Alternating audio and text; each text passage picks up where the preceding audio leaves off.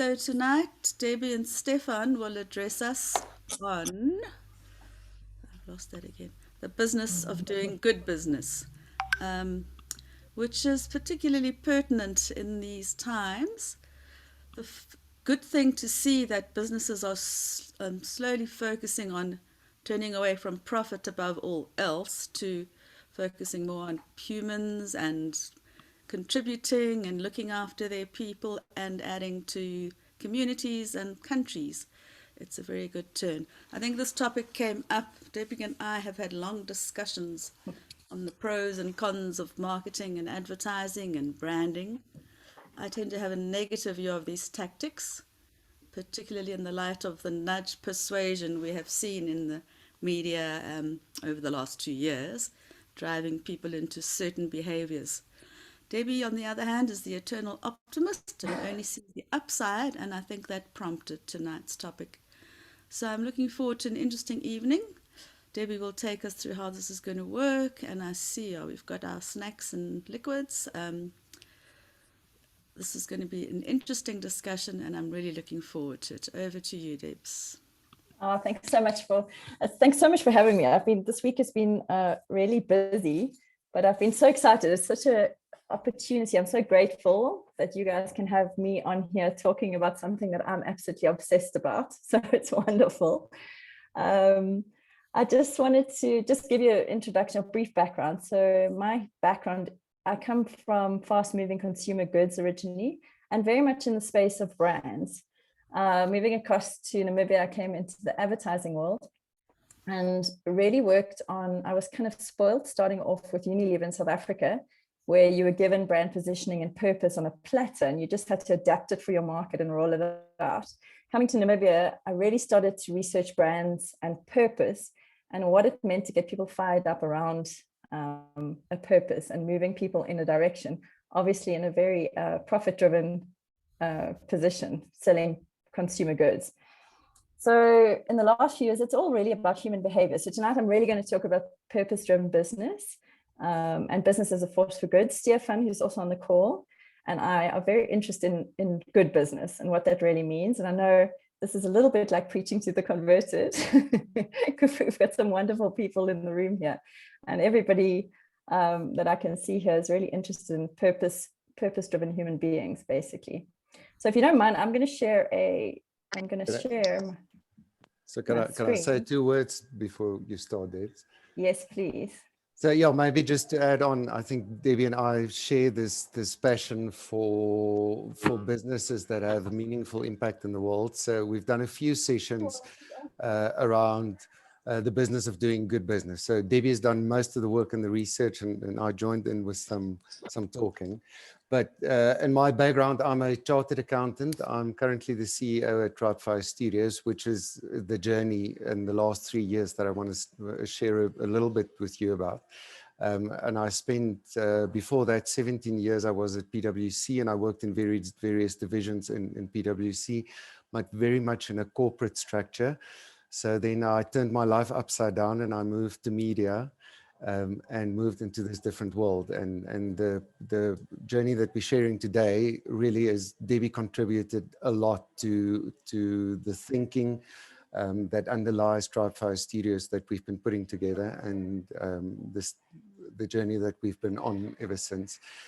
So that's why we thought to combine these sessions today, for Debbie to talk about what our purpose-driven business is,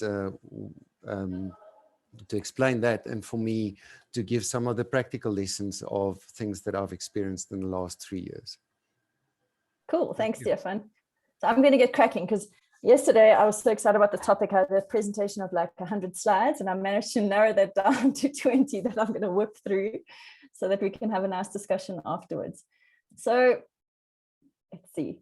I always start anybody that's been in any of my presentations, I start with a slide. And I think if you've done any coaching or leadership things, you will see this quote.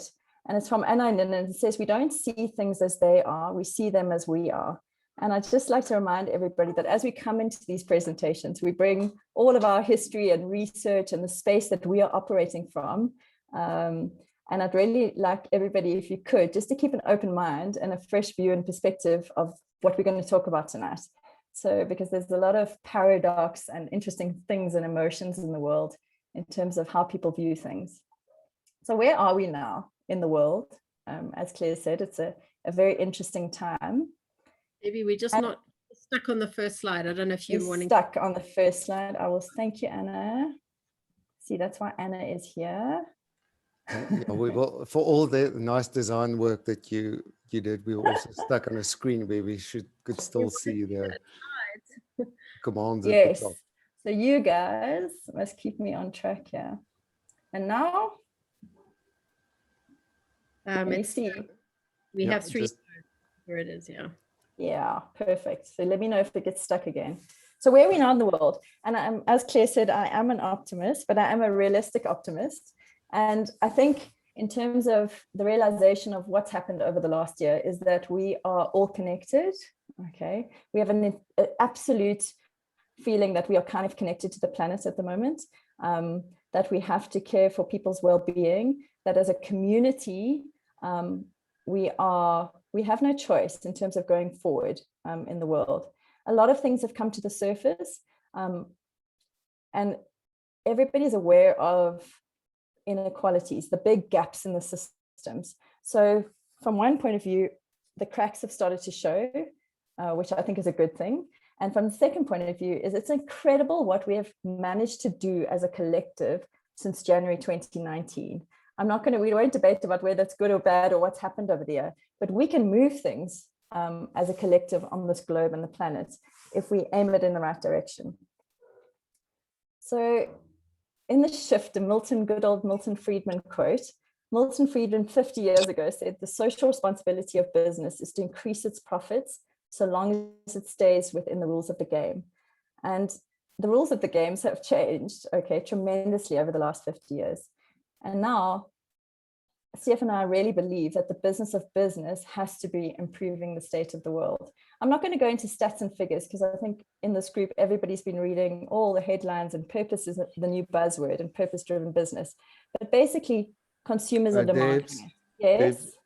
Our slides are still stuck, so let's just quickly try and sort that out. If you're on there. That's okay. better. So just move back and forwards and let's just see if it works. Is it working? Yep. Okay. Go back again. So this is, I think this, Okay. Working. Yeah. Cool. Yeah, this is so we're on the Milton Friedman slide, so we didn't see that one. Stefan, you need to let me know. Jump in when you want, Stefan. Or if anybody, go for it. No, you can go. Okay, cool. Perfect. So guys, we know if you look at it, consumers are demanding it, the stats are showing it, the world is demanding it, the earth is demanding it environmentally, our employees are demanding it. If you look at all the research across Gen Z and millennials, people want to work and add a meaningful contribution to society and the world. So I'm not going to stick on all the stats. And we know that it's time to move. So the new slide says, what is a purpose-driven business? Are we there? Cool. And there are a lot of definitions hanging around, and this is kind of one that's gaining traction. And this is by Professor Colin Mayer, who's from the Side Business School in England. And he says a purpose-driven business's role is to produce profitable solutions to the problems of people and planet, okay? And not to profit from producing problems for people of planet, which I think is it's kind of a really wonderful space to position purpose-driven business. And the exercise today is not to create another silo. Okay, so I'm very aware that this is a very holistic thing. Looking at a purpose-driven business, you have to be holistic about it. And it revolves around the people that we employ, the communities that we care for. It is about a positive impact for planet and environment and society. So if you just look at that, I mean, if you look at all the thinking around ecosystems, your value proposition or the business, the space that you operate is the place that you hold in the world. But we can no longer avoid looking at the relationships and the positive relationships that we need to take care of as purpose-driven businesses. Our employees, our consumers, our suppliers, our partners, what's happening with government, legislative bodies, communities, competitors. And the base of that, it's so interesting. I always look at it, if you look at airlines and you talk about safety, safety has got to be the base of any airline. Okay, it's like a non-negotiable. And I think going forward, good for the environment and the planet is the base of any business that we start to work on going forward. It's a non-negotiable. Okay, slide change. This is a great, I just wanted to put this out there, and this is not about putting us into a silo again, but it's looking at where purpose-driven business fits in, okay, on a spectrum. There's a spectrum from non-profits on the left to for-profits on the right. And if you look at the left, you're looking at charities, okay, which address social and environmental issues through programs, NGOs, charities that survive on grants and philanthropy, okay, and they are doing good work, excellent work in the world. Social enterprises, addressing social and environmental issues through programs and business activities. Okay, so they are running off grants, philanthropy, and commercial returns. And so now there's this interesting space in the middle where some people will say, okay, well, social enterprises are purpose-driven businesses, but purpose-driven businesses, by definition, would address social and environmental issues and deliver profit to investors through business activity. Okay, so operating on commercial returns. And then on the right, you have the profit-driven businesses and the for-profits, delivering profit to financial owners through business activity and commercial returns. So even within, and I was saying to Stefan, within the spectrum of purpose-driven businesses, you have businesses that are leaning more towards social impact and social enterprise work. And then you have businesses that are leaning more towards the for-profits. So that's a huge scale in terms of how they're operating. But what you can see with the little worlds is that the purpose-driven businesses, the social enterprises, and the charities, we are all working towards a better world. Okay, making the world a better place. Okay, next slide. This is I love doing this activity because to me, if you start to talk about purpose-driven business, you have to talk about purpose-driven people. And when you're operating in this space, and I do this exercise, is to talk about the world that you imagine. Okay, because purpose-driven business is a lot about alignment. It's about alignment and the cause between ourselves and the place that we operate from, and the place that we operate from as teams, and the place that we operate from as businesses within the context of creating a positive impact in the world. So just for a little exercise, and I'm going to use the chat box, I'd like you just for a minute, just to think, and how would you complete this sentence? Okay. And I imagine a world where, and if you can just put that in the chat box. So complete the sentence. I imagine the world where.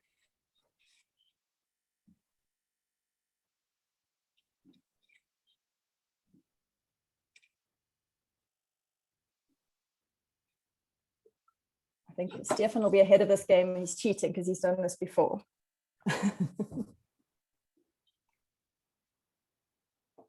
And I did it before any of my team could type it.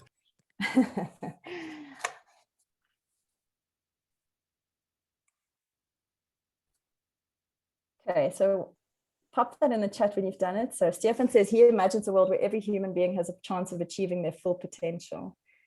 Anna imagines a world where people, the environment, and economies thrive. Oh, where conflicts are resolved peacefully, where purpose drives the world, where everybody's basic needs are met.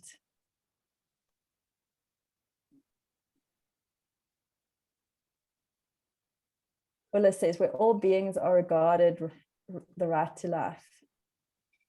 This is an incredible exercise. Here's Dana. Everyone has the opportunity to be happy in a sustainable way.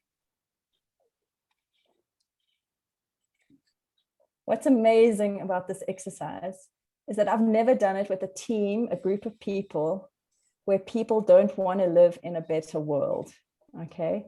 Where they don't want to see, everybody wants to see a world where everyone has access to opportunities, where the planet is thriving, where people are educated, where everybody's basic needs are met. So it's an incredible exercise to do within your teams, because what it shows is, number one, and it's an exercise of brutal honesty, because it's about, that is the world that I imagine, and what am I doing every day to act in the direction of creating that world?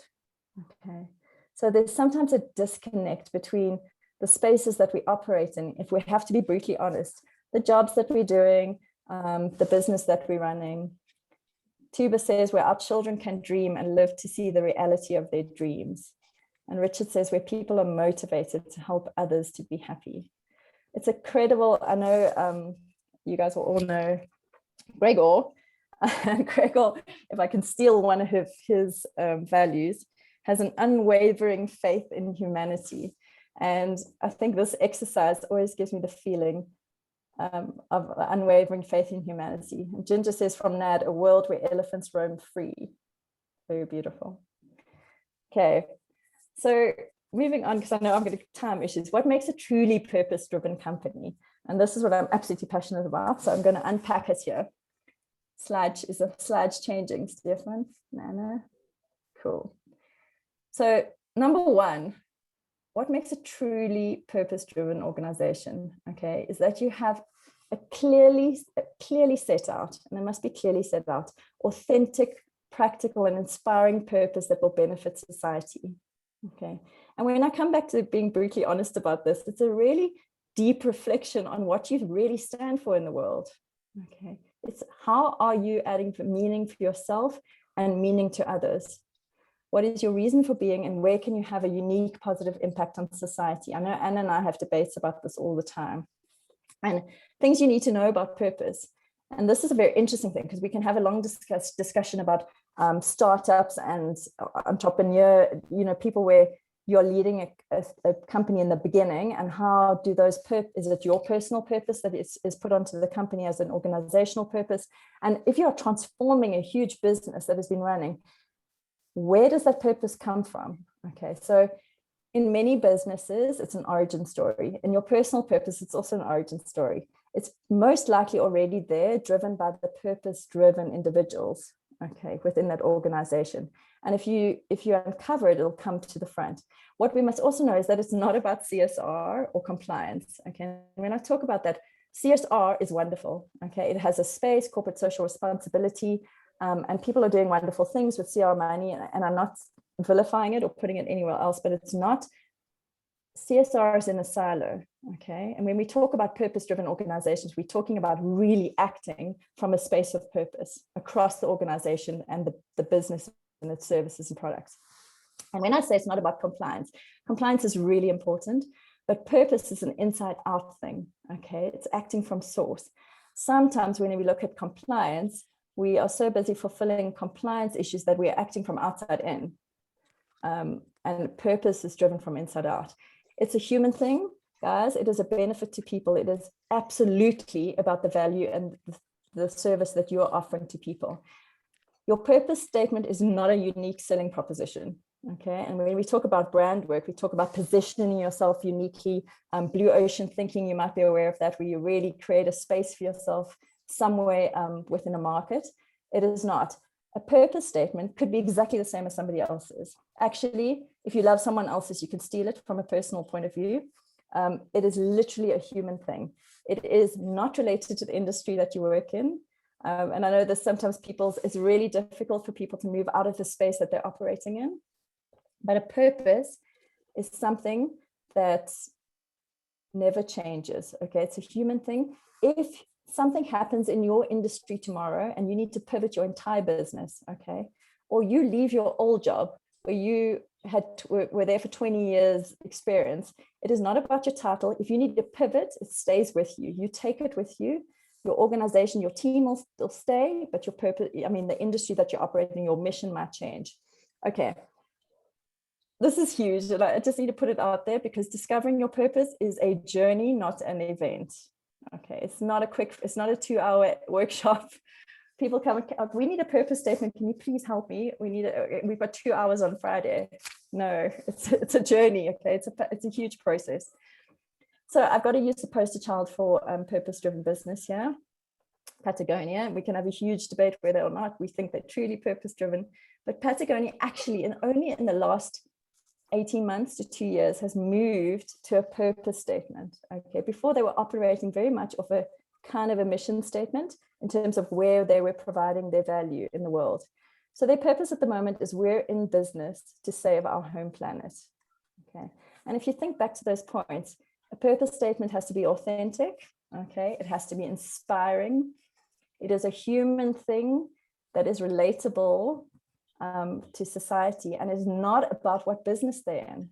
I always talk, it's got absolutely nothing to do with the industry they're in. Tomorrow, I always say, if Patagonia has to launch a cell phone that explodes into seeds and regenerates, I will buy a cell phone from them. I mean, it comes really back to buying into what they're trying to do and moving that through the process. Okay, so number 2. So number 1 is about intent, genuine intent and authentic purpose. Number 2 is how central is the purpose to the business model? Okay, and this is a very clear defining point where many businesses go wrong, is the purpose and your guiding values that you come up with stay up on a wall and it is not taken across into the business model. So this is a little model that I work with. And if you talk about purpose and reason for being and ethos, and you come back into really human-centered purpose, in the Japanese in Okinawa have a thing called ikigai, which is a reason for being. Okay, it's about your life's purpose. And for me, it makes complete sense to apply it into a business context.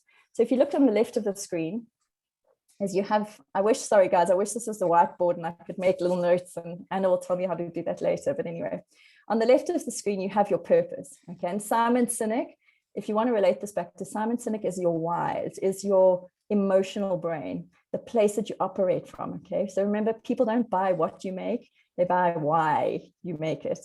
Okay, so here is your purpose and your values and guiding principles. They don't change. When we start to talk about taking it across into a business model or how you run your business, then we're talking about you placing your purpose in the context on the left here of the skill of your skills and assets. With some like a level. Somebody said that. So on the left there is your skills and assets. So the particular place that you can add value in the world. And we talk about your mission. Okay, how are we going to move towards that vision, the world that you imagined? And how are we going to move to that? That is our mission. And that is a result of your purpose, integrating that with your particular skills and assets. Where can you apply force or energy to move towards that vision in the context of what the world needs? And I think that's really important, guys, because when we talk about society and environment and the space that we can make a difference in the world, every decision needs to come back to this: our purpose, our skills and assets, what the world needs. And finally, because I always have this, people look at me and when I talk about purpose, I get a lot of rolled eyeballs that says, well, don't tell me that find your purpose and the money will come. I'm not saying that. I'm saying you're running a profitable business here. This needs to make sense. You need to be financially rewarded for what you're doing in the world, in the context of what the world really truly needs to move towards the vision that you're creating. So if you look at Patagonia, and this actually was their old mission statement, but it really is now in terms of the place that they're operating in, is building the best product, causing no unnecessary harm, using business to inspire and implement solutions to the environmental crisis. And that runs through all of their products, all of their services. If you start to look at the integrated reporting, those are the things they're reporting on. Okay, the financials don't come into it. And I didn't speak about that earlier, but we talk a lot about this moving from an either or society to a both and you'll say, a lot of people say purpose-driven business is about purpose and profit. I think purpose-driven business is about purpose and profit as a result. So it is a key result of really implementing your purpose properly, and a positive impact society is a key result of implementing your purpose properly. So in other words, follow your purpose and the money will come. I was still on that one, Debbie. I didn't realize you changed. Sorry. Okay, so can you see the new slide here? Does the way your business is governed, or the business is governed and operated, reflect your purpose? Okay, so this is really about how we are operating, and are we operating in line with our purpose? Guys, where is our purpose? Is it on the boardroom table? Okay, when we are having shareholder discussions, when we are talking about the business, is the first thing that comes up. Are we using it in our succession planning, in our attention? How are we, I mean, I know Stefan, we'll talk about right people on the bus later, but purpose-driven businesses are driven by purpose-driven people. Okay, and when you take that through, you attract the right people. Okay, and that's where a lot of sustainability comes into the issue. I must just say, and I'll give you another Patagonia example, and Stefan laughed at this, but Patagonia encourages their staff to protest peacefully against any sorts of climate change and action. And in their employment contracts, they will pay the bail fee if you get arrested during a peaceful climate protest. So Stefan laughed at that. But guys, it's really Ned and the elephants were like that. Yeah. And so when we talk about branding, we're talking about communication, we talk about the golden thread, okay, taking the golden thread and weaving it through all of your communication. And here we're talking about taking purpose and making it part of the DNA of your organization, okay. And I think that is incredibly important. And the last thing in terms of the 4 big things, so first was intent, and let's go back, I'm going to get confused. And number 4 is, do we measure what matters? Okay, and I know in the last 29ers meeting, we were talking about ESGs and frameworks and reporting, but it's really important, and it is really important, okay, in a purpose-driven business to try and measure the impact of what we are doing. But one of the flags, and it also talks a lot to the way that we have started to measure digital attribution, this like everything goes back to clicks and likes. We don't also want to focus so much on measuring, okay, that we also forget what we're trying to do, that we take all our attention away from purpose and getting that right, getting the impact right. But yes, we do need to measure what matters. And I just quickly want to talk, this is one of there are so many tools and frameworks. And earlier I didn't talk about the SDGs because when I imagine a world in the context of those SDGs. So when I do this exercise with teams, it's really about alignment. It's saying our business, how does our business fit into the SDGs, into the Sustainable Development Goals as a whole? Because we must all be plugging in to making this a better world and a better process. So just quickly, there's so many different tools and frameworks, but I just wanted to talk about B Corps, because B Corps, there are about 3,000 B Corps worldwide, and you'll see a lot of some of the big brands. Patagonia is a B certified B Corp, and they envision a global economy that uses business as force for good. It is a certification, okay, which basically looks at your purpose-driven, creating benefit for all stakeholders and not shareholders. But I just want to say, I'm not recommending that you go and get certified as a B Corp. It's very expensive, okay? And I don't think, it does not make you purpose-driven. So when we look at these assessments and frameworks, these are just tools to help you see where you are in the process. And they have a fantastic, B Lab has a fantastic tool called the B Impact Assessment, which is free. And it really looks at measuring your company's impact on workers, community, customers, environment, and governance. So those are the 5 things that they measure. It's absolutely free. I've done it for myself. My one-man show, you log in, you can basically see where you're standing. It does not mean to say that you are 100% changing the world and doing business as you should be doing. It is saying at this point in time, this is how I rate myself on these things. And it is a process of improvement. And I know Stefan will talk about that later.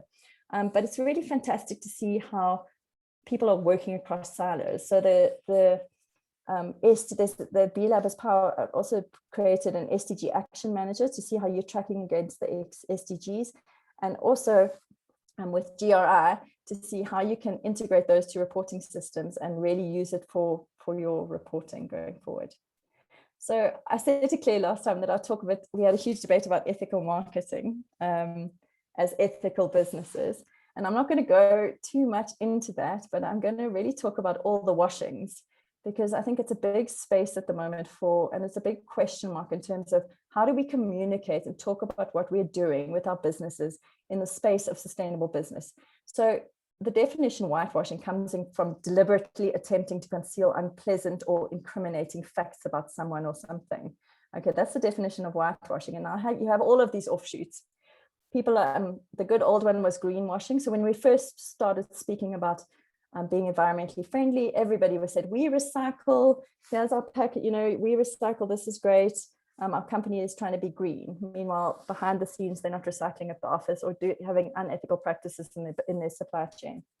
Woke washing, a really contentious issue at the moment, is how can you talk about diversity and Black Lives Matter campaigns when you are not doing it at home, okay? When internally you're not dealing with DEI, Okay, purpose washing, the same space. You see purpose everywhere. I'm really worried that people are going to get purpose fatigued because you're going to lose the momentum of actually what we're meant to be doing in this space. And purpose washing is also about transparency, is exactly that, the golden thread. Are we saying, and what is there alignment between what we're saying, what we're thinking, and what we're doing in the world? Okay, because then you're going to be called out. And cancel culture, where people are canceling brands, if you take one step out of line, people are like, call you out on social media and you're out. Okay, so I think when you talk about, when we go into this purpose washing and work washing and greenwashing, it's a huge paradox. On the one hand, we need all of you to talk about the good things that you're doing in the world, because people need to see that people are trying. They may be failing, but they're getting better at what they're doing. So when you do that, you need to be honest and say, guys, we are not there. We are very aware that we are not doing everything on this side, but we are trying to move. Okay, and this is where we're trying to move, and this is how we're going to move, and this is what we're doing. And on the other side, you really need to try to make it transparent and line up. Okay, so there's two sides to the scale. But anyway, I know that I've taken a lot of time. So just two more things. This is something that it's just gone a little bit funny on the slides, but it's something I shared with Anna, and I really think to me, it's resonated with a lot of people that I've presented to, because it gives them a framework to really, that's human, okay, and understanding what we're talking about here. Is purpose inspires, guys. It's the reason you get up in the morning. It inspires your employees. It connects consumers to companies and brands. Your values are your guiding principles. Okay, so your purpose inspires you, your values guide you. It's how you show up in the world. Your actions, and when we talk about the what's, your purpose is your why, your values are your how. When we talk about the what's, your actions represent you. Okay, so what you're putting out in the world, your products, your adverts, your services, that is the representation of what you stand for. Okay, and that is why alignment is so important. But the last one, which is actually to me is the defining thing, is habits define you. Guys, if we do not take our purpose in terms of our purpose-driven businesses and put it in front of people every day, okay, it does not become a part of the culture. It's got to be in every meeting. It's got to be what we talk about. It's got to be how we answer the phone. If you want it to really resonate and to guide your business in terms of making strategic decisions, you need to make it live in that organization. Okay, last slide, and then I'm done. So this is from a book called The Sustainability Puzzle, which is just launched by two amazing women in Europe, Claudia Winkler and her partner. And she's been working Claudia Winkler actually specifically works in the business space. And I think it's such a nice, just little graphic in terms of really zooming out on the sustainability puzzle, because it is very complex and there's a lot of gray space. And it just shows where sustainable business fits in there. We're just a piece of the puzzle, okay, in terms of circular economy, climate action, playing fair, responsible consumption. We can have a huge discussion on tech for good. And I really like the fact that it's all connected, okay. And as I said, we've realized last year that we are all connected. And the last thing, and those few points is, Claire, this one's for me, is we need to remain optimistic, okay, because it's really easy to be cynical and to push back and get defensive about the space that you're in. And if you want to work across silos, we need to remain optimistic. We need to collaborate across sectors and silos. We need to support systems change. We need to measure what matters. We need to look for ways to multi-solve, and we need to build back happier, okay, in terms of the work we're doing. And just this last quote, and I think this is fabulous coming from a creative space. Doing business is all about human behavior. And human behavior is simply not predictable in its full range and weirdness and beauty. And I think if you're working or trying to work or trying to transform into a purpose-driven business, there are not a lot of rules. There are so many amazing tools out there, and Stefan's going to talk to you about the practicalities, but you need to go easy and kind on yourself, because it's difficult and not everything just fits magically into a box, and you have to do lots of workarounds and really owning your purpose and presenting that to the world and really making a positive impact in society. Cool. That is it from me. I think what we're going to do is, Stefan, do you think we should wait until the end to ask questions, or wait until the end? Yeah, I think so. But maybe if you Perfect. quickly want to if you guys want to take a 2-minute Yeah, break, and let's just 2-minute get break. the energy up. So you can take out your earphones and rub your ears, or fill up a glass, or just stand up and sit down. Up And we your- get our yeah. energy levels back before we get back into it. Cool. Thanks, Debbie. That was great. Thanks, Anna. Yeah, if anybody has any questions that they would like us to address later, you can pop them in the chat in case we don't want to forget about them. That's a good suggestion. Yeah. Thank you, Zal. I love you too. Okay, everyone, I'm very excited about this opportunity, and I'm here not because we are there. So there's a lot of people from my team and from my management team on here that know our deep, darkest secrets of where we do not get things right. But we are here, and I'm here because I believe our heart is in the right place, and we've aimed in the direction of putting together a purpose-driven business that really has a big, positive, meaningful impact in the world. So, as I said, Tri-Fi Studios operate in the media space. And Claire alluded to some of the discussions that her and Debbie had about the media. And media in the world really at the moment is not in a very healthy space. And yeah, I've wondered often why I've chosen this industry. And I think the universe got me here to teach me something. It is an incredibly difficult industry in the fact that it is disrupted. And currently, if you look at what is happening in the media space, maybe the quote from the journalist who helped the whistleblower for the Cambridge Analytica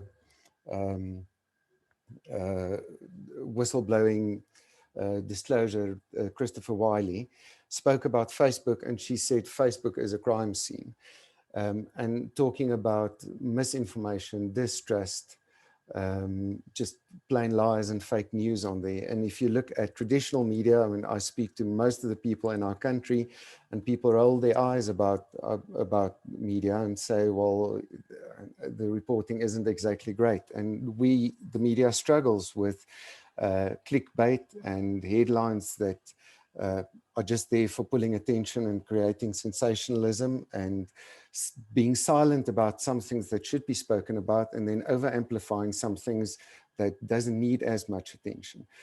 So generally in the world, media at the moment, in my opinion, and a lot of people would agree, that it, in a lot of instances, does not have a good influence.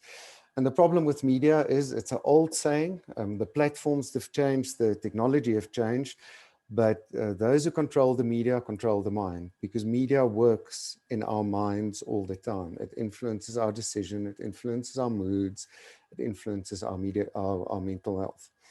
So when I started in this industry and I started to understand it more and more, I realized that probably was the calling to end up here in this space, in this industry, to establish something where media could have a positive impact, and to counter what we've seen, the profit made from fear and hate and anxiety, which is so prevalent in the world today.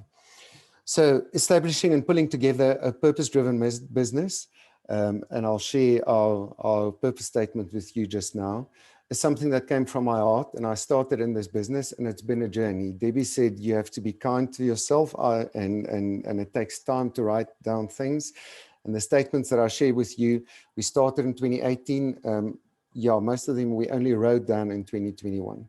But what happened over that time is that we've gathered people in the business whose hearts were in the same place, and we had a connection. So when we went through the exercise to write down our purpose statements and the values, we actually did it in sessions where we asked people, what are important to you? And through those conversations, we distilled it down. So what ended up to be our purpose statements are things that came from the people that were around the table and on the bus. Not all of them, but an influential group of them. So the Tribe5 Studios journey started in 2018. I joined One Africa TV, and we moved into the same building with 99FM, and we started the process. And currently, Tribe5 Studios now is the holding company of 99FM and One Africa Television. It started in a time when media was going through, the business model in media is going through serious disruption due to digital media. So you've seen a massive decline in the revenues that came through to traditional media platforms, and money going out to Facebook and the social media platforms. So that digital disruption all across the world has put a lot of pressure on the business models that media companies had. Then we were coming out of a recession, well, coming out. There was a recession in Namibia going on, which really put a strain on businesses, and we thought it was bad before COVID hit in 2020. And yeah, in April, May, and June, in our business, we had less than 40% of our revenues that we had from the previous year. And it's been a struggle from there. So financially, and in terms of business strategy and business model, it's been a very tough space. And that's one of the things that has forced me, if you have to operate in that kind of environment and you look around you and you say, I have people that I want to give jobs to, I want to make a meaningful contribution in the world, you have to understand purpose and you have to live by your purpose. So it is a tough place to be in, but in some ways it's a fortunate place that you're so forced to focus on doing the right thing for the right reason and believing that that is what will make a business survive in the long run. So yeah, we're 3 years into the journey. And as I said, this year we sat together and we pulled key people in our team together and we defined our statements. So our purpose statement, we defined as we fire up minds for positive change. So media works in the mind, and when we speak to ourselves in our business, if you in radio, if you're writing something for a social media post, if you're doing a news story, we are constantly working in people's minds. And the question is that power that we have to speak into people's minds and influence the way that they think, what do we do with that? Will we use that power to create positive change in the world? So that purpose statement was a bit longer, and I'll share a bit with you later about having a sticky statement. We had to tune it down a bit so that we all could remember it. And then with our values, we ended up defining 3 value questions. So those are guiding questions. And what we try and do is when we go around and during the day and every time that we take a decision, we have to measure ourselves against these value questions. And a good decision is one that we can say it creates hope, that we've explored every possible opportunity and applied our creativity to make sure that there is a way to do it. And the last one is it fair? So the 3 value questions: does it create hope? Is it the only way, which speaks to creative solutions? And is it fair in the way that we interact with the ecosystem and the stakeholders that we are dealing with? And yeah, there's some practical examples that I'll also go through in the thoughts that I shared later.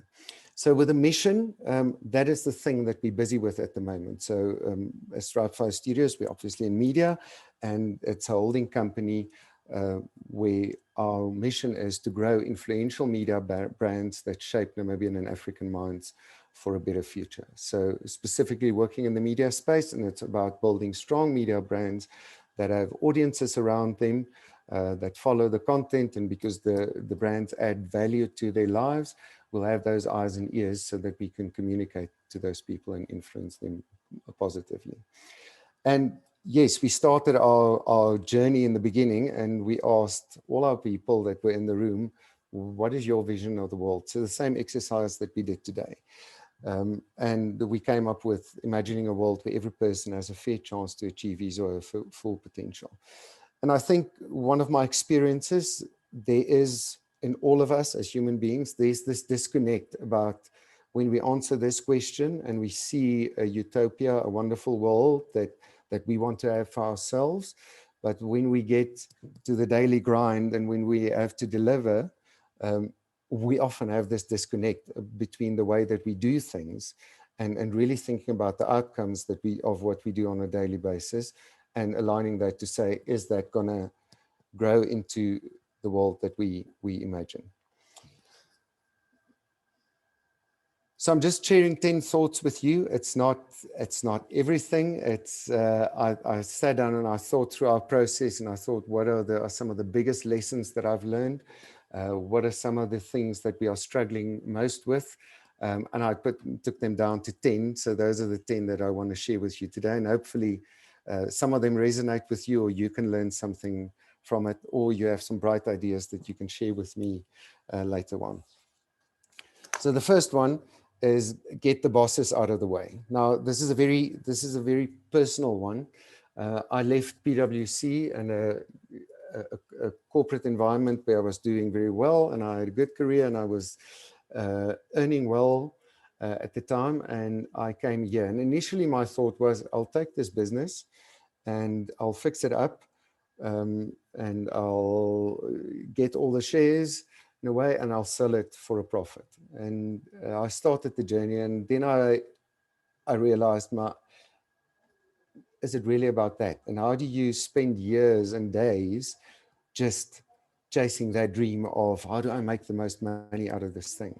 And as I sit here, our office is very open plan, and especially in the beginning, I sat here and I look around at all the people sitting around and thinking about the salaries that we pay, and will we be able to pay that salary at the end of the month? And what family does it look after?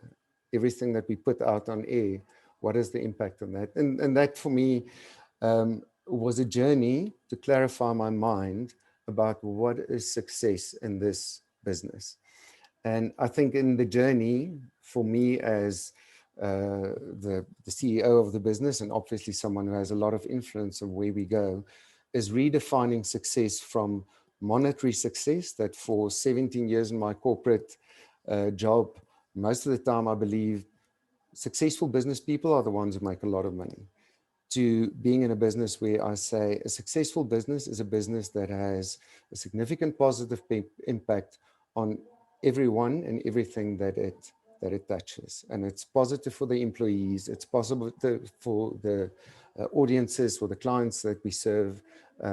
It contributes to the suppliers that we work with. It is positive in its contribution to the government, and it serves that whole ecosystem. So getting the ego and the perceptions of the leaders in the business out of the way to say the business will come first is a very important step. And you need to do that with the CEO, but with every ExCo member, and from there on to with every team leader, so that everyone can say this business comes before me, and how do we measure success for the business?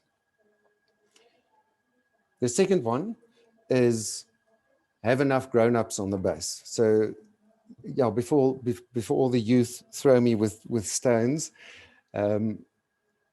this was a lesson that we've learned in an industry which is vibrant. There was a lot of change. There are also a lot of creative people in the industry, and the structures are not always as fixed as it would be in a bank, for example.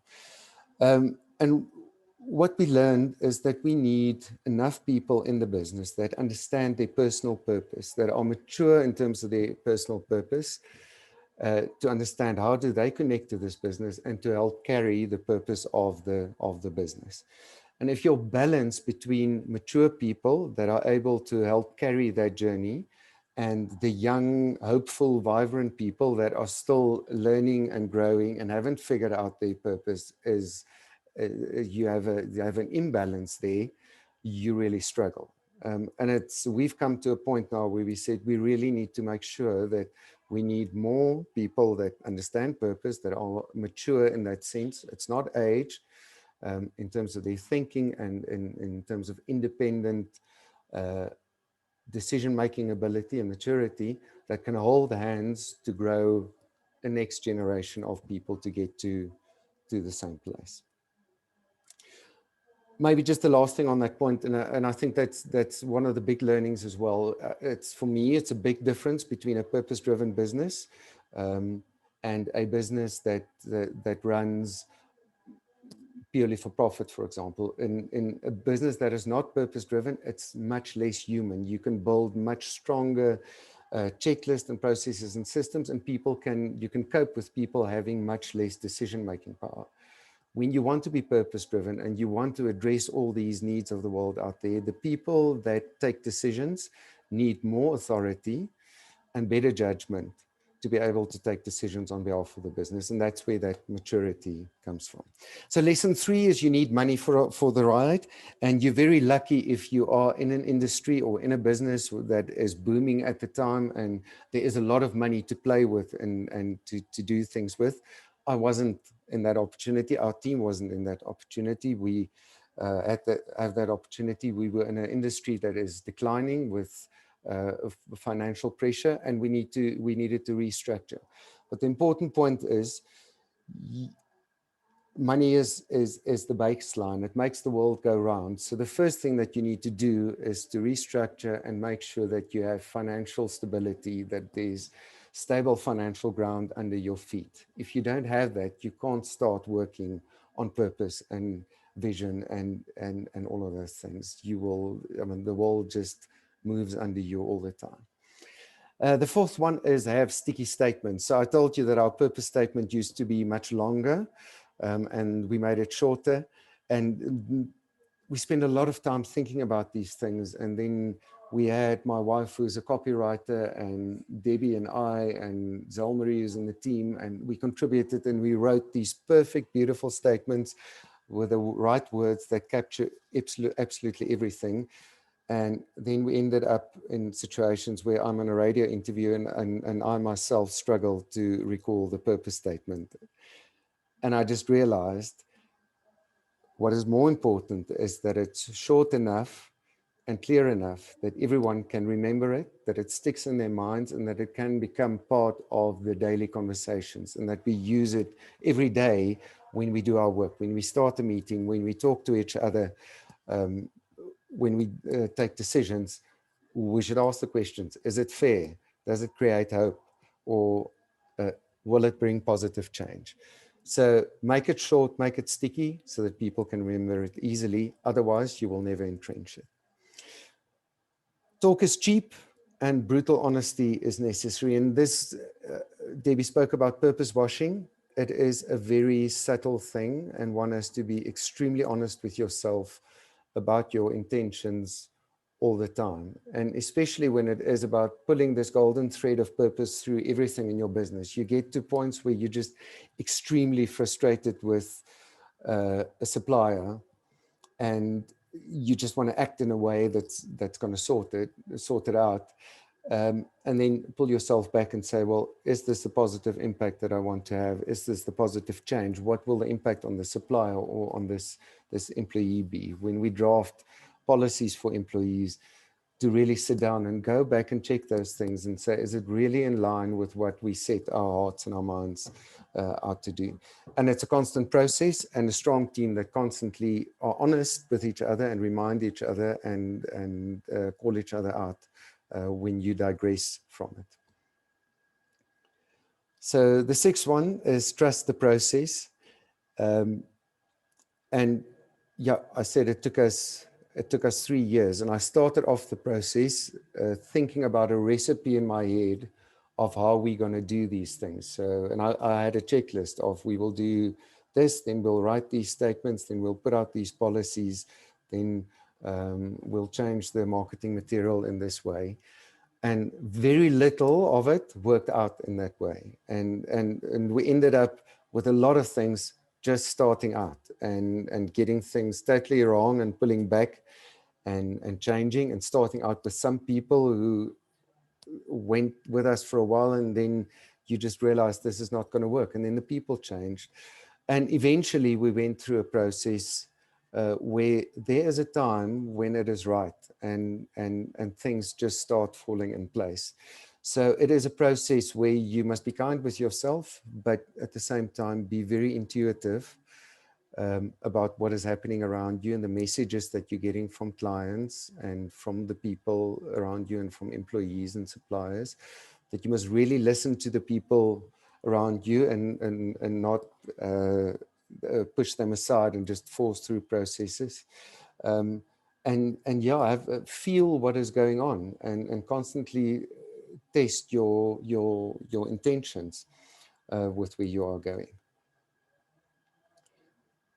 The seventh one is about, and this is a change management point. So the advice there is to start with the early movers and to limit the mic for the naysayers. So Simon Sinek also has this very nice graph, and I mean, it's common change management theory. You have early adopters, people that want to try out new things and are excited and are keen to move. And then you have some people that are just passive in the middle and they're open to be convinced. And then you have guys at the end of the curve that will not do anything unless they're absolutely forced to. And one of the mistakes we made, I think, in the beginning was we tried to take everyone along. So we had big meetings and I did presentations to everyone. And then, yeah, some activists would put up their hands or people would send messages afterwards, or you just hear the negativity and the pushback in the grapevine all the time.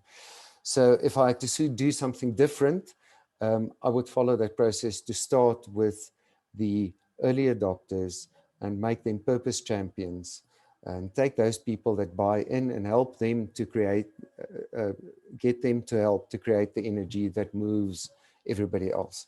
And pay a lot less attention to the people that are making a lot of negative noise that often for us took up a lot of headspace and a lot of time. So the eighth lesson is around systems. And yeah, you'll see this one says to be confirmed, because this is one of the areas where we are grappling at the moment and doing a lot of work at the moment. So as I said, in a purpose-driven business, it's about humans. And it is about the difference that we want to make. And a lot of it is hard decisions. The other side of the pole is a bank where you have a checklist and everybody knows what the procedure is, or it's a production line and you tick through it and you get it done. It runs sometimes like clockwork, and it's very efficient to run a checklist production line kind of system. But with a purpose-driven business, that's not what we want to achieve. We want to achieve our purpose, but also striking that balance where everything that we do is not a big discussion, and we cannot kumbaya about every point. At some point, we have to have that balance to say, for these things, we talk and we feel. For these things, we need very good, clever systems that can help us be efficient and that can simplify our decision-making process. And to find the right systems that allow you that flexibility. So yeah, currently we've just changed our people system and moved to the Zoho people system. And I've personally spent a lot of time in detail in the system, looking and finding that flexibility to sometimes gives managers more decision-making power about something, and some things the system should just sort out, and there's not even any discussion about it. The point here is you have to still have systems and look for clever systems and good IT systems that put you in a position where the majority of your time could be spent thinking about achieving purpose and really chasing the heart of what you set out to do. The ninth one is also one of the struggles, and I don't know if you ever win this one.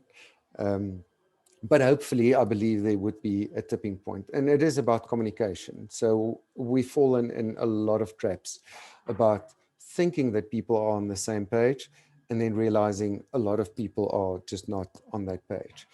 And it is about communicating and saying something 7 times before people hear it, ingest it, and really understand it. So talking up a tipping point is the challenge that you have, that you must communicate in a structured way with a plan, using the right platforms, that you can convince enough people on that curve that the whole organization are at a point where when you walk around in the corridors, you hear people using the right narrative and saying the right things. And this one is difficult for me. Some days I think we are there, and then some days I think we're totally not making progress. But as I said to Debbie today, I think in this journey, the direction is much more important than the quantum of progress that you've made. So our direction with that is right. And then the 10th one is also something that we're currently working on, and that is a difficult one. Debbie said it is at the heart of a purpose-driven business to measure the impact that you have. So if you say our impact is to fire up mines, and the question is, so how many mines have we fired up? Then everyone around the table just look at each other blankly, because yeah, we don't know. And how much positive change have you had in the world? And obviously those things, what we've learned, are tricky to define. So it takes a lot of work to go through those processes and say, okay, so if we're talking about firing up minds, how many eyes and ears are we reaching? From those people that are reaching, how many are engaging with us? And with those, you can come to some kind of metrics that can show you a direction of the change. I think what I've also settled with initially, as the accountant in me likes to have, here's the number, there's the target, you met 98% of the target, so you are not there.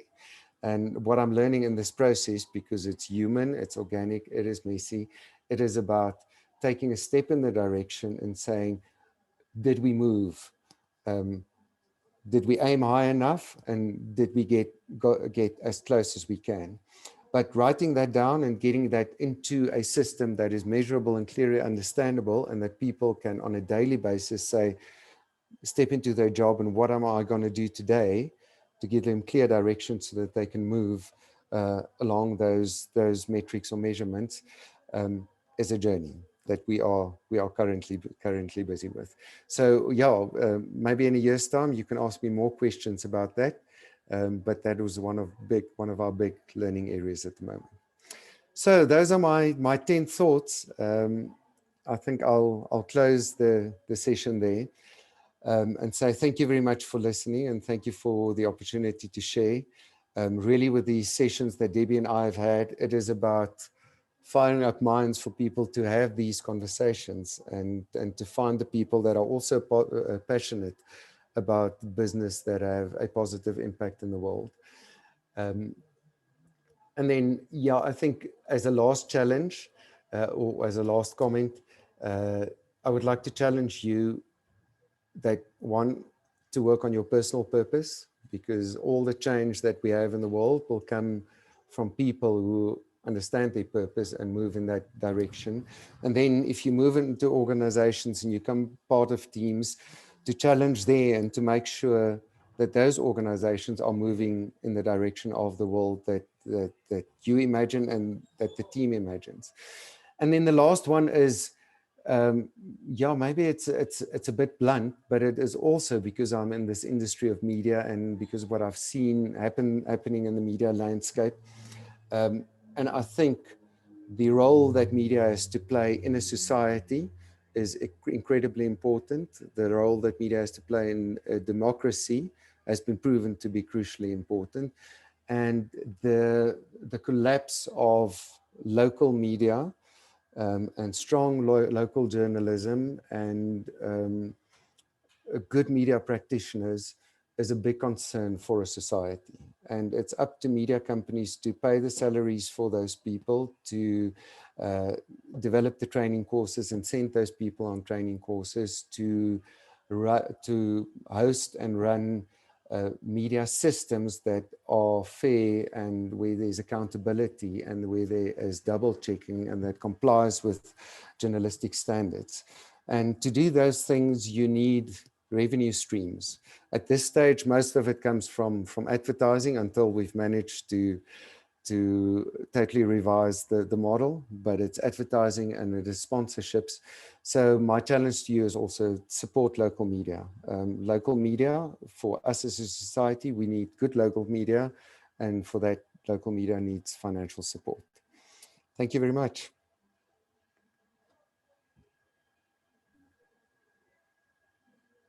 Thanks, Stefan. Claire.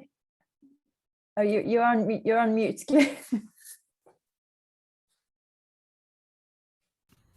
Okay. We were going to break up into breakaway groups for discussions, but I think after those two presentations, we all want to hear what everyone has to say.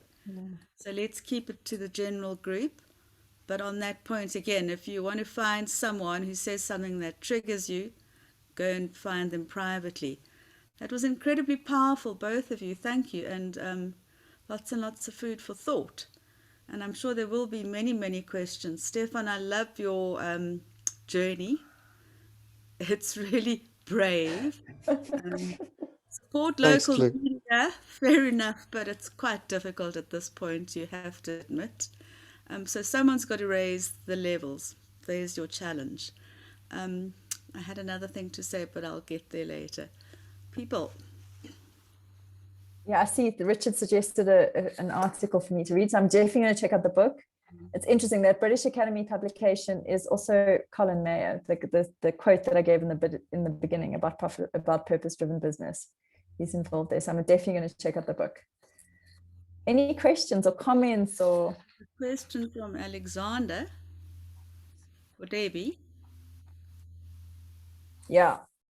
So the question is, have you seen a shift in businesses doing more for their purpose during the pandemic, and or more businesses becoming purpose-driven to stay afloat? Okay, so that's okay, there's two questions there. So the one is, and I actually didn't mention this earlier, so I just want to clarify that purpose, most businesses have a purpose, okay? Because I mean, I come from the brand industry and most brands have a purpose. And the purpose that we're specifically talking about is purpose for positive impact in society. Okay, so yes, actually, there's been a huge focus, and specifically if I look at the brand space and how people have communicated on purpose during the pandemic. One, as I said, private sector has jumped in. Okay, so a lot of businesses and brands have jumped in terms of their CSR, whether or not it's aligned with their purpose and their organizational purpose that was to help in the pandemic. So there's been a big shift in saying, okay, cool, we're going to help collectively. We understand that this is a huge problem and we are going to support. There has been a massive consumer awareness and shift of who is doing what. Okay, in the UK, they actually launched a website that said didtheyhelp.com.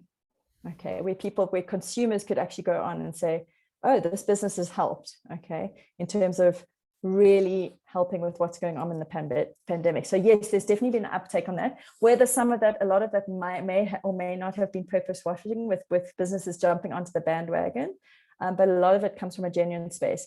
The second question, in terms of businesses becoming purpose-driven to stay afloat. So what I've seen is a lot of businesses internationally, globally, that are purpose-driven were able to pivot a lot easier to stay afloat. Okay, so I can use Simon Sinek himself as an example, just to demonstrate how it works. And Simon Sinek's purpose is to help people come alive and feel like they're making a meaningful contribution to the world and really being inspired in their spaces. Okay, so when COVID hit, okay, and he makes money from presentations. That's what he does. He goes to conferences around the world, he writes books, and he makes money from presentations. So when COVID hit, he said that the logical thing for him would have been just to pivot to online presentations, virtual. Cool, I make money from presentations, now I'm going to do presentations online. But because he was purpose-driven, he went back to his purpose and said, okay, how can I still fulfill my purpose in a new space? Okay, and he has now gone into a whole lot of different virtual courses and partnering with people who really work in that space. So a lot of people, and there's also a transitional thing. Oh, sorry, I'm taking a long time at Alexander's question, but just quickly, it is also okay during pandemics and during COVID or in a recession, it's okay to temporarily pivot outside of your purpose. Okay, so if you need a pivot to hand sanitizers for a temporary period of time that is not directly aligned with the purpose of your organization. Okay, and if you think back to Ikigai, it just means that your purpose would be a little bit smaller. You would still be using your skills and assets. You would be still fulfilling a need in the world, and you would be making a return on that. But it's not sustainable. For the long term, in 2 years' time, you're going to wake up and go, why did I get back into hand sanitizers? Like from a personal space and in terms of really fulfilling your own personal purpose. So I hope that answers your question, Alexander. Cool. There's so many people. Richard's got his hand up. Had his hand up for a while. Richard, let me unmute him. Can you now hear me? Yes, we can. Well, I'm working from a cell phone. I'm not quite sure how it works with Zoom yet. We talk about purpose. I want to pick up your point, and you mentioned it very briefly, that people might use purpose like responsible business or ecotourism, and it soon becomes lost in terms of the marketing. And whether one would try and shift this to values and centered around values. I come from a banking background in my former life. I know a lot of people that are purpose driven, and that is to make money, and it's make money for their organizations and make money for themselves, and they have a purpose. And I do think perhaps if one doesn't drill down even further than calling it purposeful business and values and build it around the understanding and the difference between the value of finance, the value of market to the values of humans, and to start working around that, it might be an easier transition to generate in the industry when one gets to that type of focus, because I think one could get lost with purposeful business with that definition, like we often do with others. Just some of your reflection on that. And again, I'm sorry I put those two comments, chats on, and I think they came a bit too late, one after the other. There's a really good, also Mark Carney did a fantastic talk, I think over four talks on the Ruth Reith lectures, and it's really worth listening to. Thank you. Thanks so much, Richard. No, I think it's really valuable. I'll go and check out those books, definitely. So just in terms of, it's really interesting that you bring up the values, because when I talk about, and Simon Sinek talks about why and how being your guiding principles and values. So for me, and I'm actually doing some work at the moment with Monica Sharma, who through Radical Transformational Leadership, and a lot of the work that the MIT does in terms of shifting systems. And they talk a lot about shared values and universal values and operating from that space. And interestingly enough, I hope I'm going to answer this question. Jim Collins puts values up above purpose. Okay. Which is, and if you've read his latest book and he goes through it. So for me, it is incredible. The shared values exercise is absolutely amazing, especially in terms of personal purpose. But purpose is something different, okay, to values. And I agree with you. I mean, there's a whole different discussion on purpose washing, and if purpose is really it's going to become muddy, and you know what I mean, people can get lost in the messaging of communicating. But purpose is an internal thing. Okay, so it inspires a team to come together around something shared, which is definitely hand in hand with values. Okay, but values can also become a little bit, not to say generic, but I mean, there are shared universal values. So there's a couple of values that you work from. Purpose together with values starts to create some sort of unique kind of positioning for you and what you're trying to achieve in the world. So if I look at, if I use Patagonia as an example, like they're in the business to save our home planet. That's their purpose, okay? And it's very, very, very strongly supported by their guiding values and how they operate in the world. But if they just had their guiding values, it wouldn't link back to that, that real essence of, and if you say that, like for me, I don't know if you're a Patagonia person, but I mean, for me, immediately, and that's, Stefan talks about a sticky statement, we're in the business to save this home planet, okay? Straight away, I get that, and they are supported by those big guiding values or principles that guide that. And then obviously, guys, you have got to, in an organization, personal values and shared values and how you link into that bigger force is incredibly important, because there has got to be a connection. And I've actually, I look up at the accountants in the room, and Stefan's an accountant and my husband's an accountant. And I've started to think that accounting is the most flexible career. It's a wonderful space because you can be an accountant in any business. So if you align yourself, and I talk about, and often talk about to Stefan about, advertising for people to come and work in your business. And you can get so many accountants. If you want a finance director, okay, you can get so many financial directors. But you want somebody who cares about that purpose, being in the business to save our home planet, and also then about those guiding principles. But they might be very different. So each individual, because remember also they might have diverse shared values. My values are about authenticity and creativity and passion, whereas yours might be something totally different, but we might both aspire to be in the business to save our home planet, which also brings interesting thinking and diversity into the mix. I hope that kind of answers my view on it or perspective. So Debs, if I can just say a quick thing. So when we're following a kind of model here, and for me, one of the learnings is, I mean, there's many ways to try and structure the kind of effect that you want to have. And the way that I've made it up for myself in my mind, when we can use all these terms and argue about how they fit, in the end, it's about how does it land in the world? What is the impact that it has in the people that operate in the business and the people around? And what you do with the words and which model you follow to get there, in my mind, is less important. So it's almost pick one that is going to move you in that direction towards that impact.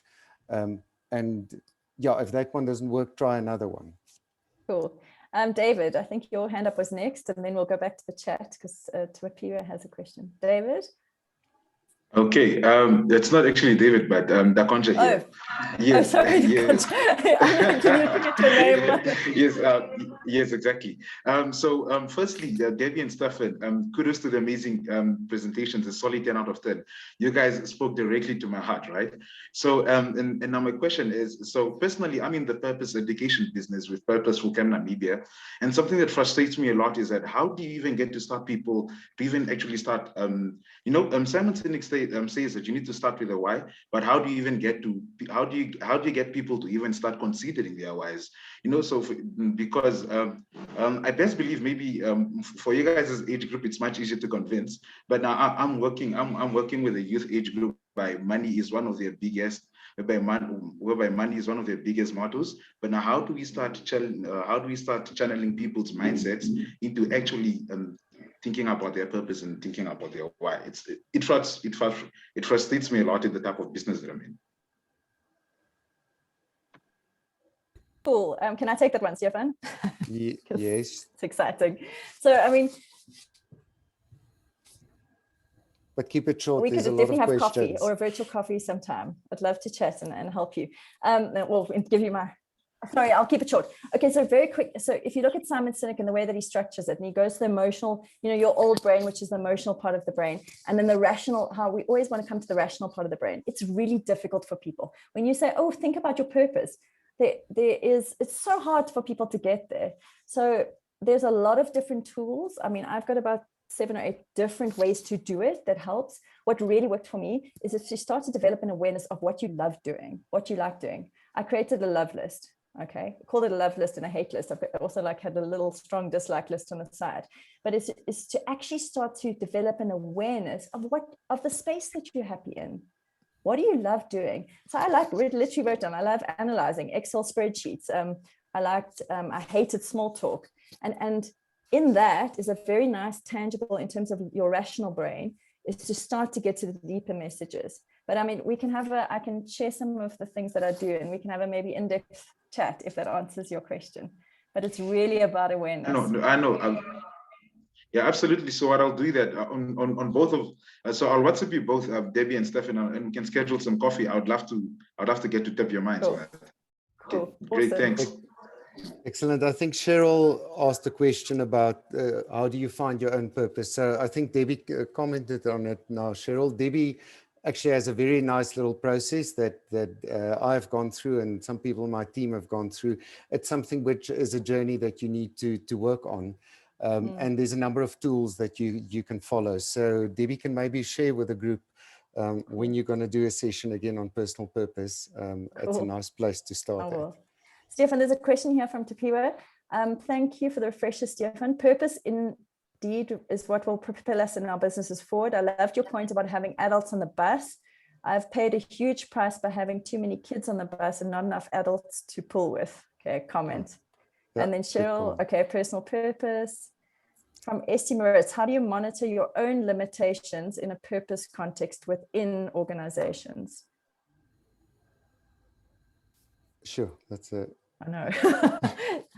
that's a difficult one. I mean, for me personally, I mean, it is about knowing yourself. I mean, for me, it's always been a journey to understand where are my weaknesses, and I grew up with a principle in teams is play your strengths and pull people in where you have your weaknesses. So, really, in terms of limitations. And the way we run into walls, it is for me about the people that I gather in a team around me that either fill some of the gaps where I fall short or help me to see where I fall short. Because often it is about blind spots and the things we have our biggest disadvantages are the blind spots. We have no objectivity about ourselves, and you need brutally honest people around you that can call you out and point those things out to you, and you have to be able to take it. It's an incredible thing because there's Simon Sinek, I'll reference him a lot, also talks about why people and how people. Okay, so not everybody can be a visionary. Okay, so not everybody is a visionary, but everybody has a why. So a lot of people are how people. Okay, and how people, I mean, I love how people, the people that come in and they make the vision reality. Okay, so it's very interesting, and like Stefan says, it's about awareness of who you are and how you fit into the context, and looking at your own limitations and how you can, it's okay, and how other people fill those gaps in terms of those limitations. Ulla, I think Ulla's had a question, her hand up for quite a while. If Ulla, we can go to Ulla. I have it indeed. Hi guys. Let me try and do my video as well. It doesn't work. It works, Ulla. Hi guys. I find this fascinating. Thank you for really thought-provoking talks. I've got two comments. One comment to you, Stefan, and that is you in your purpose line. You were saying that media or you are wanting to shape minds. I was finding that a bit provocative, I must say, because that means that you have the answers and they don't, and you need to shape them. That's the one thing I'd like some conversation around that. The other question I have to you, the purpose-driven organization needs to be lived by the employees of the organization. What means do you use to kind of align minds? Is it language? Is it incentive? What is it? I'd really be interested in how you live that.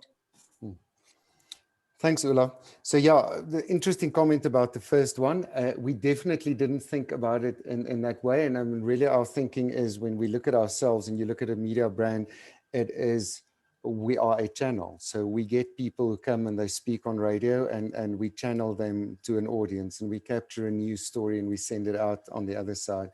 So if it is about shaping minds, it was, I mean, the intention behind it was about a positive influence, and the shaping also comes, I mean, a lot of the detail under that was about neurological pathways and the ways that we think and how we amplify the voices that help us to form positive neurological pathways.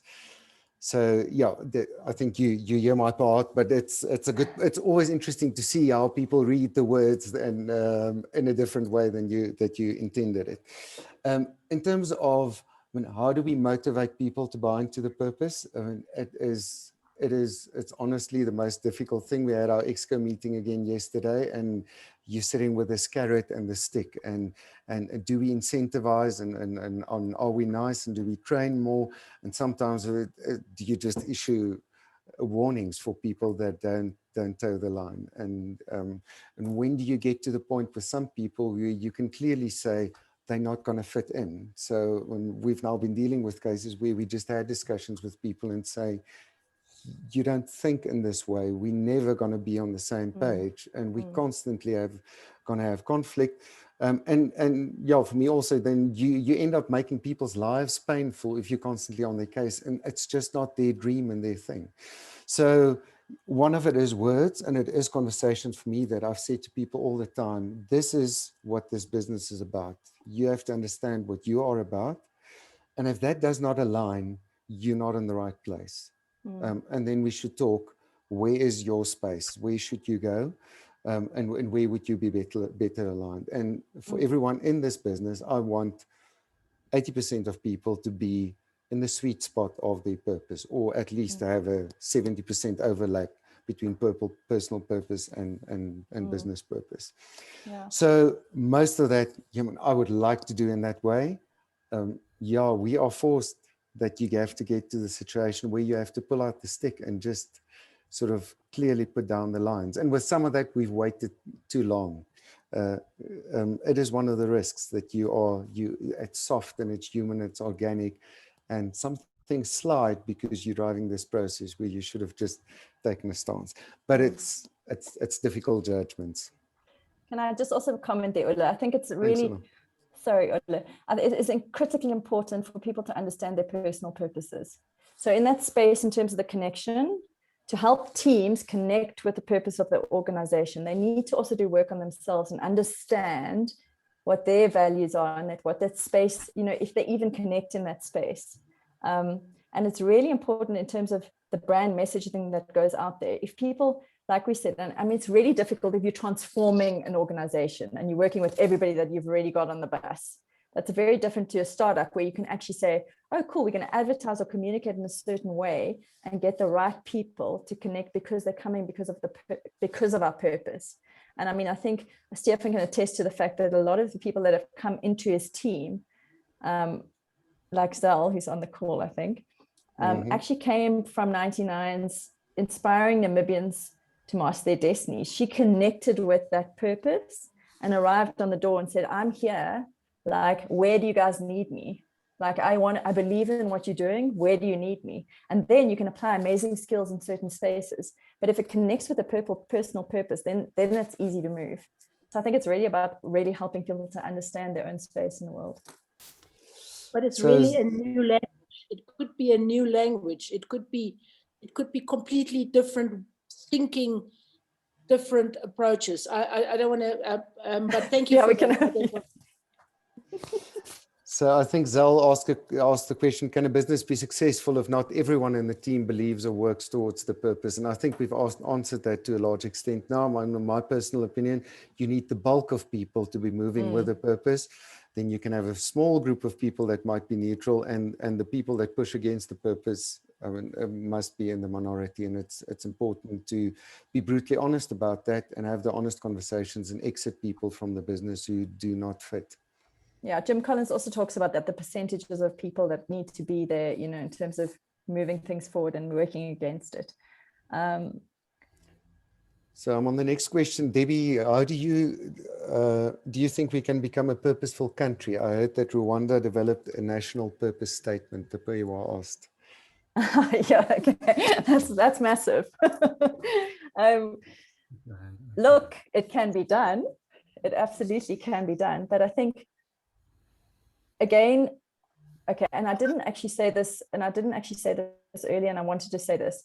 I've worked with a lot of businesses. It is really difficult. It can be done to work from within a team and push purpose out or up, okay, into the organizational space. It can be done. It is really difficult.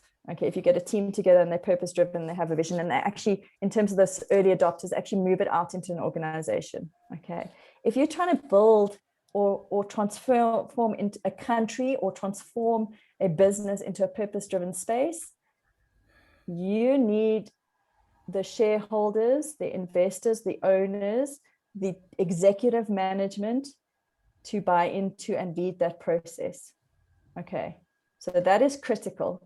Purpose, just developing a purpose statement, I can do that any day. We can do that as a team. I know, Ulla, we can all work together. We can put together a purpose statement for an organization or thing. It will not fly. It will become the poster on the wall. the good old vision and mission statements that sit there and they gather dust and everybody walks past them in reception.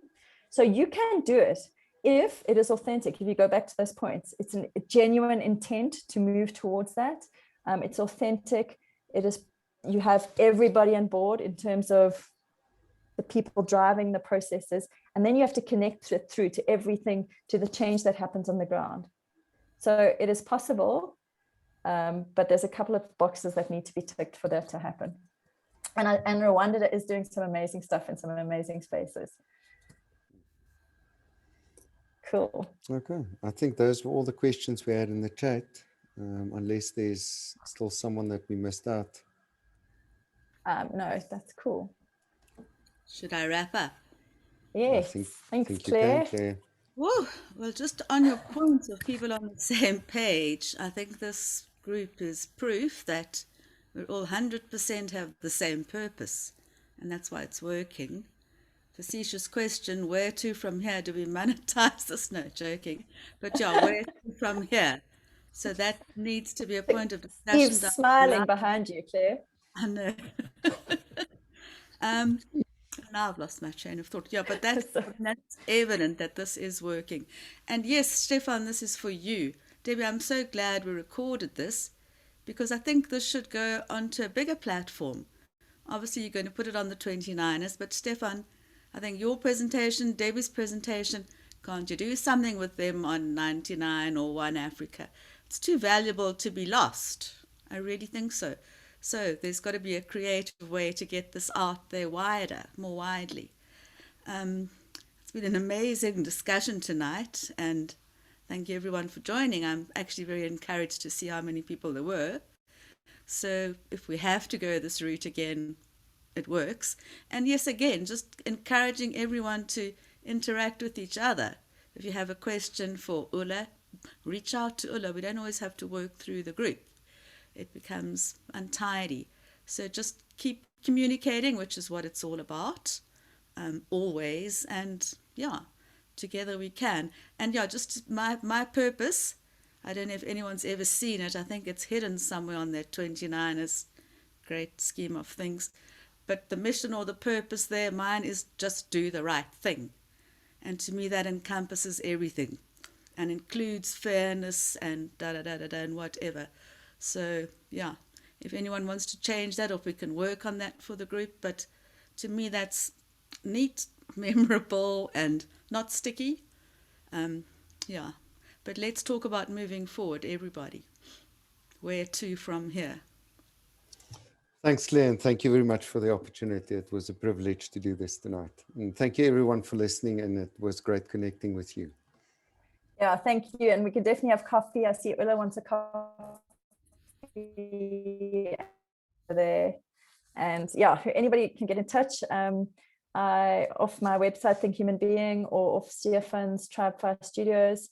And yeah, we can, well, I think you guys have our WhatsApp numbers anyway on the group or in the channel, Slack channel.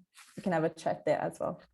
Thank you so much, Claire. It really, I said I was so grateful to have an opportunity just to blab about what I'm passionate about, and we can chat. We can have to do another session on ethical market and when good people use bad mediums for the right cause.